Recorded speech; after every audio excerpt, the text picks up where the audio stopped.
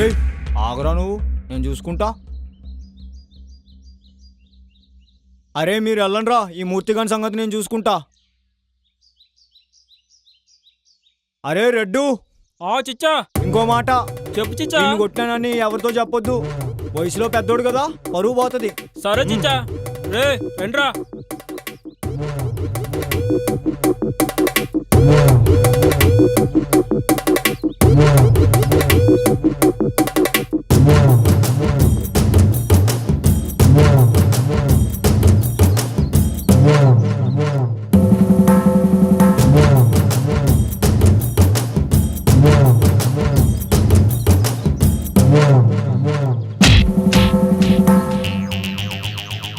అబ్బా, ఈ మూర్తిగాడు కిరాణా షాప్ పెట్టే ముందు బాక్సింగ్ నేర్చుడేమో.